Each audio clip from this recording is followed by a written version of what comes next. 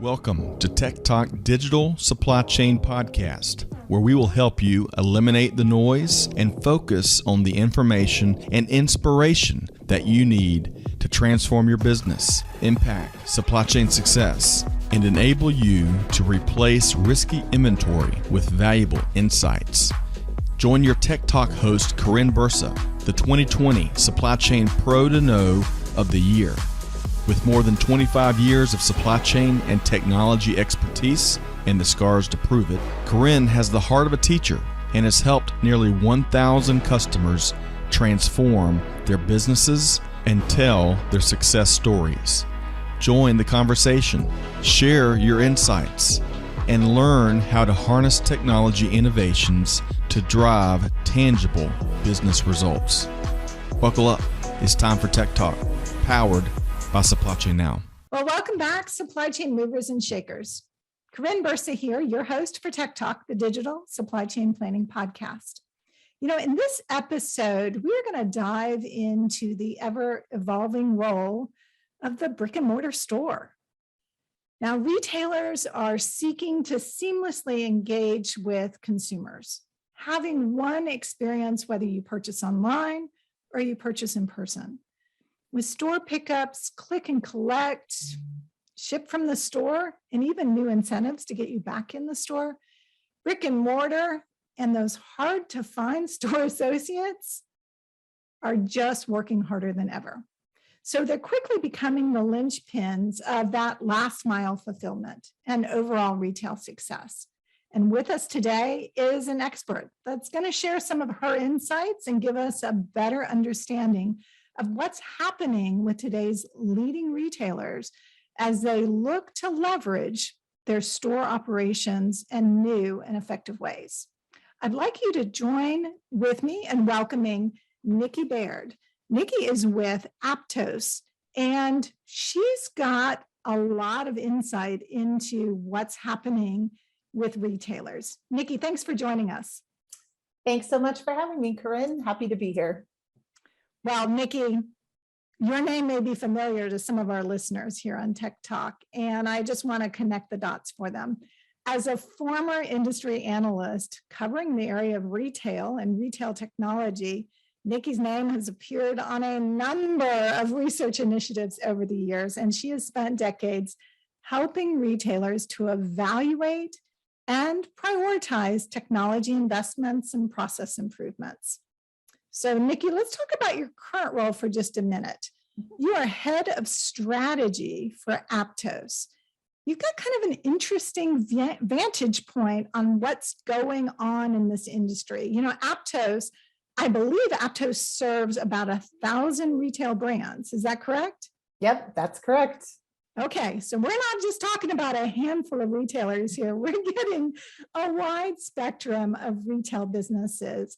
And Nikki, this topic of last mile and this new emphasis on brick and mortar, share with us just a little bit about what you're seeing in how brick and mortar footprints, the store operations are changing today.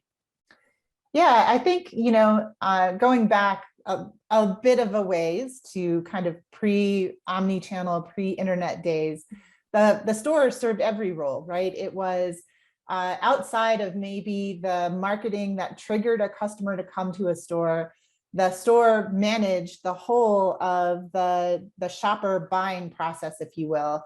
And with online and with omnichannel, more and more of that activity shifted to digital and shifted away from the store. And so over the last 10, 15 years or so, I think it's really become apparent to retailers that the way that the store was designed was really to support a buying process that doesn't happen anymore today. So there's been a question about, well, do you invest to kind of recapture that upfront part of the buying process, or do you optimize the store to better fit within the part of the process that it fits in today?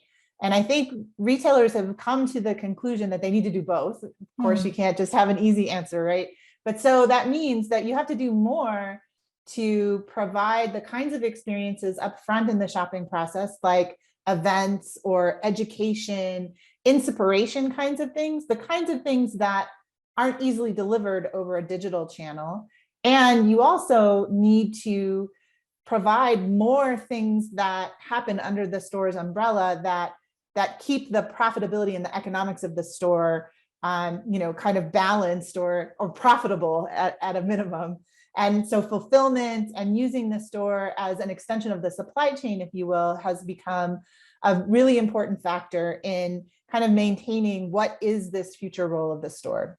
So that's a really good point you're making there. So if the store itself, if a brick and mortar store today is truly multifaceted, right? It's not just my brand advocate and the place you go in order to purchase product.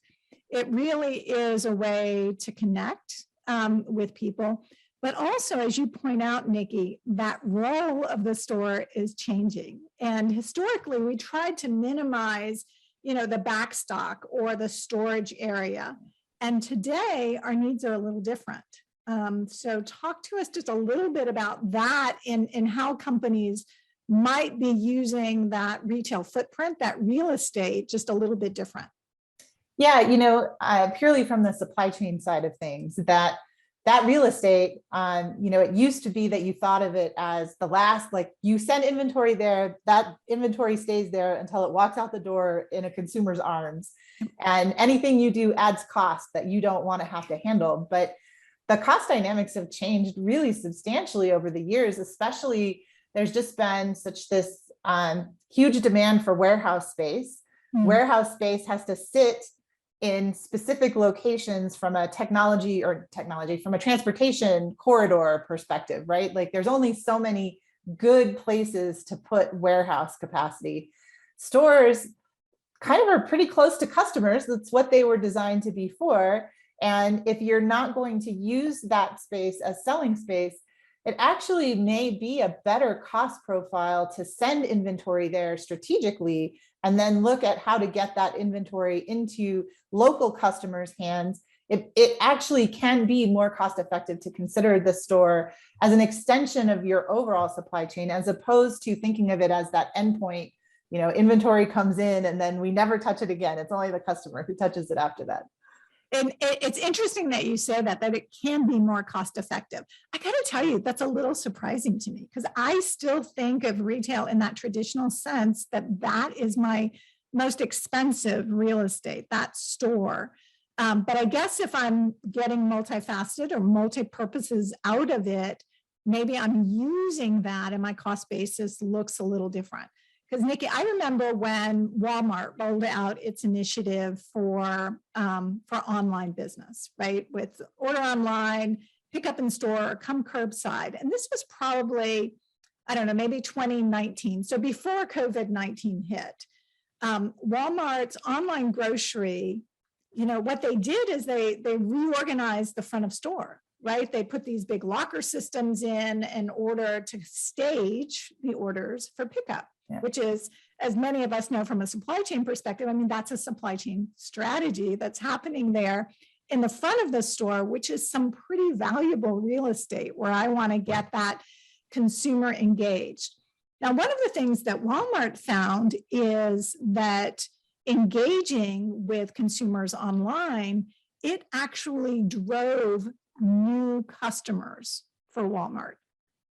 And significantly, the average basket value went up nearly 250%. So if you were to shop in the store, the average basket was about $50. 2019 numbers, before COVID, before we all went online. But let's think about that for just a minute. The average online purchase basket was about $125. So very quickly, I can appreciate I'm getting new consumers and I'm getting bigger baskets. Yep. So how do I service that up? But that's one example of a very significant physical change in a retail footprint that quite honestly has continued to evolve for the last couple of years. Yeah, there's additional dynamics to that as well. Like there's some grocery retailers who've seen not bigger baskets on average, but more frequent baskets that when you totaled them all up over the typical month's worth of purchases from that consumer was a much greater lifetime value for that customer. So, you know, and then in the non-grocery space, we've seen some retailers find that customers that they first acquire in an in-store experience actually have a larger lifetime value than customers that they've acquired online. So that, I think, speaks to the value of the store in activating that customer and getting them to be a new customer that then has a greater brand affinity than maybe you're really capable of delivering in an online channel. So let's talk about that for just a minute. So if I'm a native direct-to-consumer retailer, if I was born digital, and now I'm starting to open brick and mortar store locations, do I have an advantage? Do I have the opportunity to kind of rethink these store operations from scratch? Is that true, or does a traditional brick and mortar retailer have an advantage? I mean, I think a traditional brick and mortar retailer has the advantage in terms of the locations and the location strategy, and the fact that they can tap into that immediately, right? They already have that distribution. So now they just need to optimize that distribution as opposed to try to build it all out from scratch.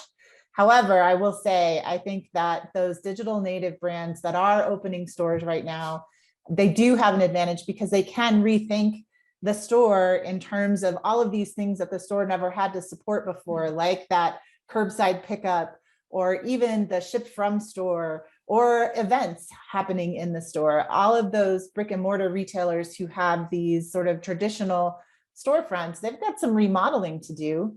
And I think they have, you know, they have more conservatism, I've found, in terms of experimenting in stores, because they just have such a big footprint that they ultimately have to move, that they, you know, they don't want to find something that works wonderfully but requires remodeling all, you know, 800 stores or whatever. The business case for that gets sapped pretty quickly, whereas if you can design it from scratch, then it's a little easier to pull off. So some of the established brick and mortar brands we've seen, you know, like open a new format, and they position it as a new format so that they can kind of reset customer expectations about what that store is going to be like, and then you know, can eventually absorb the rest of their estate into that. But the North Face, actually, or VF Brands, is a great example. They have a store, concept store that they've opened in Milan, which actually has multiple of the VF brands underneath. So it's the North Face, and there's a couple others that I can never get right, Timberland, and I think there's one more. And that idea of this is a store designed for an omnichannel world and designed for that digitally savvy consumer is really important. And then they're testing that before they kind of take that to all the other brands that they have under their umbrella. So I think that's a great example. So a couple of things that you said there. If I heard you correctly, you mentioned that some of the established retailers, right, established from a brick and mortar perspective, tend to be a little more conservative with their redesigns. Did you say that? They're more conservative in how much they test or how radical they get in what they want to test, right? They're concerned about, you know, the weight of the brand. Like, part of the value of their company is the brand promise that they've established with their customers. And so typically, rather than taking an existing format and really messing around with it, they tend to sort of open something off to the side. It's a little less risky in terms of messing with customer expectations.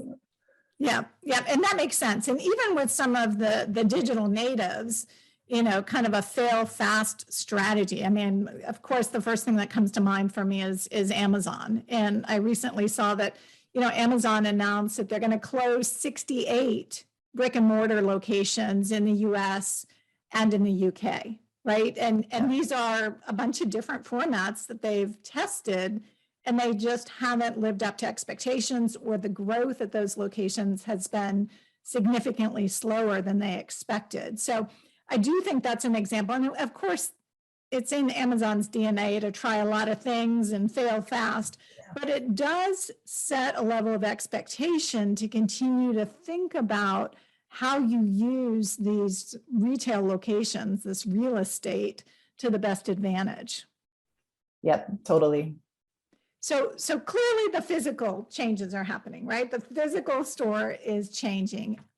Now we're also increasing or continuing to evolve all of the different shopping options, whether it's in person, whether it's buy online and pick up in store, curbside, a hybrid of the two, handling returns, all of these things. And many retailers have struggled to really have one consumer experience, one customer experience. Well, what's happening in that vein, just as we think about that consumer engagement? And then I want to talk a little bit about what we're asking of the typical retail associate. But let's talk about, that brand consistency, if you will, or that shopping consistency. What can be done in that area? Yeah, I think there's a lot. And I think one of the biggest challenges you kind of have to acknowledge is payment.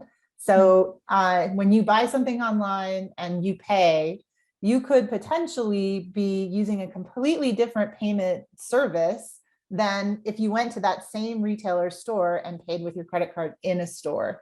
And so when you have that kind of disconnect, that like breaks everything else down the road, right? You bought something online and you want to return it to a store. You can't use the point of sale. You can't just give them your card, or you can't just have them credit the card that you had that you used, right? Like all of these complicated things. Or you want to buy something in a store that you cash and carry, and you want to, also have something that you're going to ship to your home. Sometimes that's two completely separate transactions with those two completely payment systems. So that part of it, I think, is already tough. And then I would say that retailers' inventory strategies are not nearly as sophisticated in taking advantage of omnichannel as they could be. So they tend to assort to an e-commerce DC, and they treat it like just a massive store. In fact, a lot of them, when you look at their reporting, their e-commerce operation is store number 999 or whatever. So they treat it like a store from that perspective. I think the pandemic underscored just how much value there is in having fluidity between, do I actually use my e-commerce DC to fulfill this order, or should I pull this from a store? And there's lots of advantages to pulling that inventory from a store, as long as you have a holistic inventory strategy that recognizes that some of that inventory that you're sending to the store is probably going to go out of the back of the store instead of out of the front of the store. So there's still lots of interesting stuff in there. And I know you and I could really dig into some of that inventory policy management, and the dirty little secret that a lot of retailers still maintain two buying organizations, one for e-com and one for store. But I really want to kind of get back to this idea of the last mile and what's happening at that brick and mortar store and how it's driving additional changes, right? So what we've just discussed here is that our retail associates not only have to be good at merchandising, right, and engaging with the public or the consumer as they come in, but we're also asking them to do some inventory management and some warehouse picking and maybe even some curbside delivery. Let's talk about how all these changes are impacting really the profile of that typical retail associate. Yeah, I think, in line with kind of the comments that we opened with, that the store, just what we expect out of a store has changed, but it kind of went through this shrinking period where we didn't expect a lot out of store because digital was kind of handling a lot of that part of the process. And I think in line with that, we saw retailers' expectations of their store associates also get smaller, and that's completely out of the window now. I mean, both in terms of the labor market itself, if you're going to pay somebody $20 an hour to be on a store floor, then you kind of hope that they will be as productive as you can possibly make them. Right. But they're also seeing all of these things being thrown at them in terms of I have to pick orders. I have to help people who are shopping in my store. When I'm picking orders, I might have to actually deal with the potential of a substitution, something that does not happen in a warehouse, right? If you go to pick something in a warehouse and it's damaged or it's out of stock, there's something wrong with the inventory, you cancel the order. When that happens in a store, especially if you have a customer who's driving there to pick it up, you have a decision to make about what you're going to do about that. And increasingly, you have to rely on that frontline store associate to be the one to make that decision and to figure out how to make that experience a good one for when that customer does come in, or if they have to contact that customer because something went wrong. So we do expect a lot more out of store associates today, I think, than we've ever expected out of them, because there's so many more things that they're being asked to do beyond, I hate to say, just selling. That's a skill all in its own. It is. But it's only one compared to the 10 or 20 that a store employee has to manage today. So what can a retailer do to kind of simplify that? Obviously, Aptos has got a point of view in this area in how to help those store associates be productive, but wear many hats, or at least what we traditionally thought of as many hats, right? The role today has changed. So maybe it's just one big hat versus lots of hats that get changed from time to time. But how do we, so we're in the midst of, what the industry as a whole, what's happening, across the world, this great resignation, right? So expectations have changed. You mentioned if I'm going to pay a retail associate $20 an hour. I know Target mentioned paying as much as $24 an hour for some starting positions in certain regions, certain locations. That's significant. You've got to sell or move a lot of product in order to support that kind of an investment in our store associates. How do we help them be productive and, and build that kind of retention around, this is a great place to work, you're supporting me, you're giving me the tools I need? What can you tell us there? I hate to go back to mobile. We've been there, done that, or at least tried it multiple times. And it's been very few retailers I found who have really successfully in the last decade pulled off a mobile strategy for their store associates.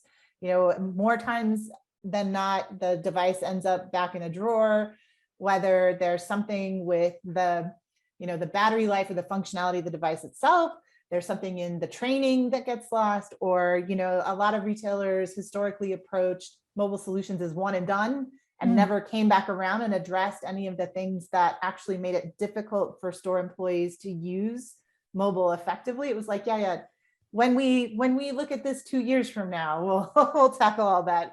And in the meantime, that device is dead. It's locked in the drawer, battery's done, it's done.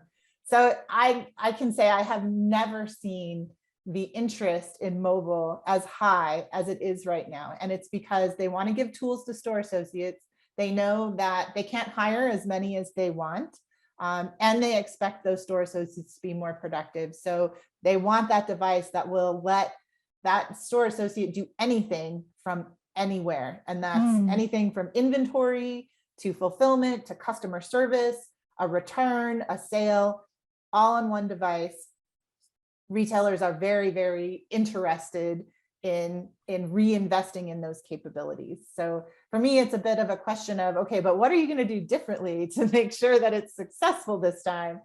And I do think there's a couple things. I think one, the usability and the expectations around usability, just the influence of consumer tech has really changed that game. So I do see retailers being much more focused on, but is this really going to work when somebody's got one hand on a device and one hand holding, an item? Like, how are we going to make this work? So they're kind of thinking that through much more. And then I think as well, just that training and support, and do we have stores that are designed? Do we have mobile carts that people can use? Like, they're thinking about operationalizing these things much more. So there is hope that this time could do it. Mobile could be successful. So along those lines, so I do think mobile, right? Meaning it can move, or the technology moves with wherever the human might be or wherever the consumer might be, right? Either our store associate or consumer that's coming in and kind of helping with the tracking process or what's going into their basket. I am excited to see what continues to evolve in this area. But let me ask this, with those store associates, there's got to be a level of training. How do we onboard them quickly? How do we make it intuitive?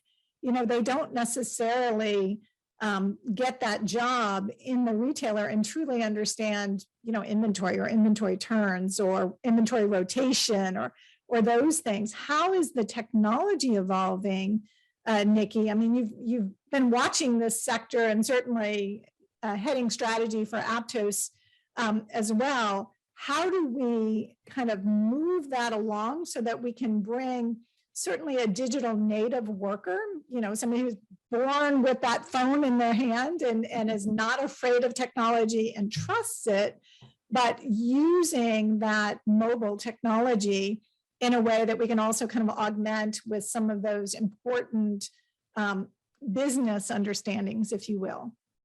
Yeah, the some of it is super tactical, right? Like just the consumerization of technology, looking at, how do you navigate the Facebook app or TikTok or Snapchat, and taking a lot of those design principles into the software that you deliver into the store. I think that's really important. When you see the 3 stacked bars in the upper left corner, that's the menu, and that you can touch that, it's going to give you some options. It's that kind of super tactical thinking.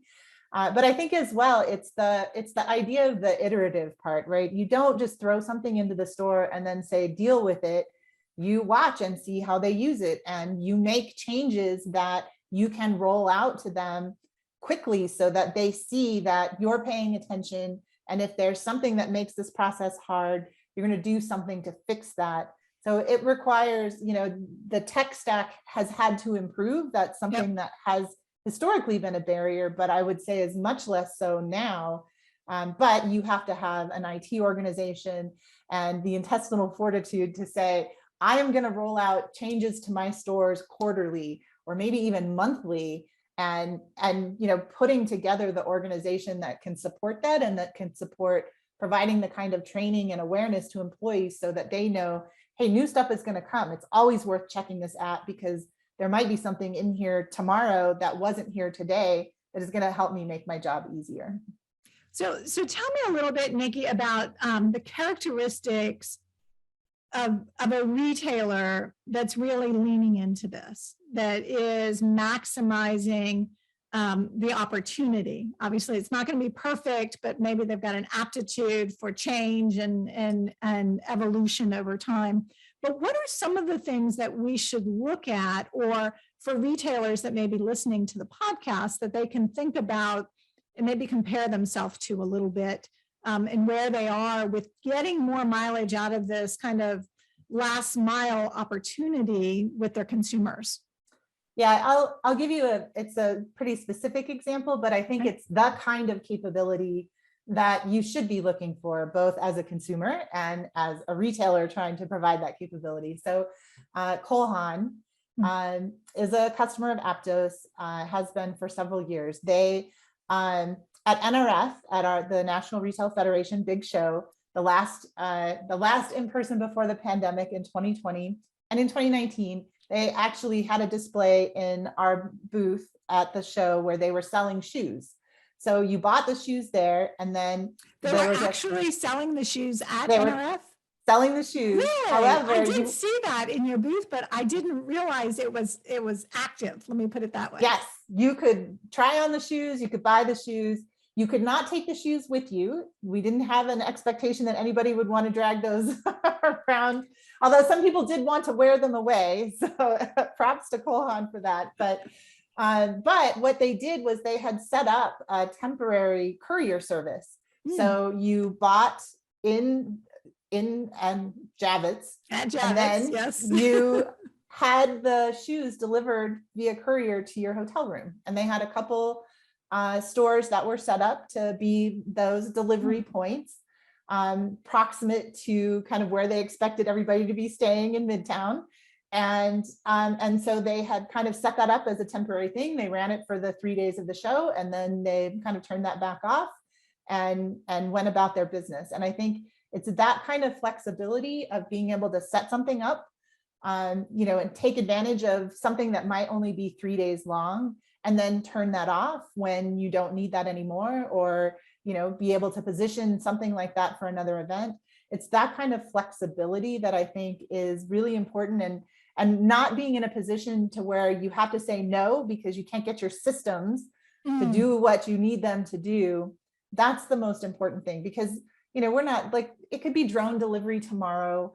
You never know what the next thing is going to be. Everybody's trying to invent these robots that will trundle down the sidewalk and bring your purchases to you.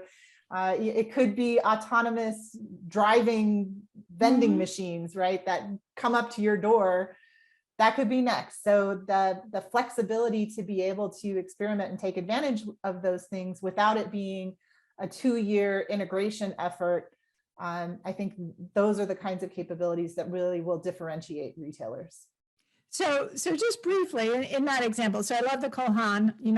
I'm a shoe person. I like shoes, so it was a great example for me.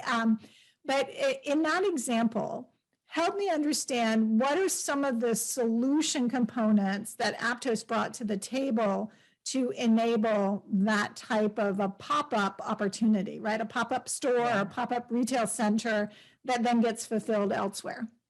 Yeah, so it's really, two kinds of separate solutions, if you will, historically, that we're increasingly seeing be combined. So point of sale, so being able to take that transaction, and then the order management part of it, where there's something that has to happen to get that inventory to the customer. But the ability to bring together a buy button and a delivery or fulfillment commitment, I think being able to put those anywhere and in any combination, that's the future, right? We're like point of sale, and speaking about it in terms of just a transaction, one, it kind of oversimplifies what point of sale really is, because you've got all these other store operations functions and inventory control and all kinds of stuff on top of it. But that blurring of the line between what we consider a transaction and what we consider an order, managing that transition and thinking holistically about the two, that's something that we've been thinking about for a long time. And having both of those solutions and really trying to converge them together, I think we're really close. We're really close to being able to deliver seamlessly on that promise.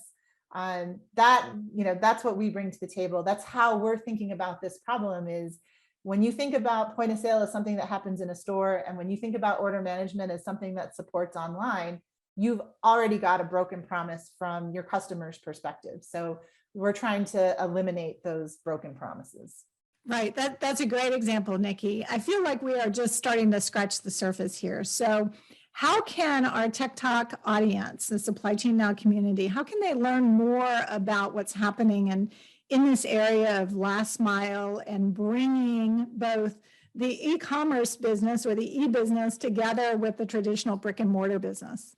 Yes, selfishly, I would have to refer everyone to aptos.com. There's a resources section where we have a ton of material about the profitability of last mile and how to execute it, and all kinds of challenges that you have to think through if you're going to be successful in tackling it.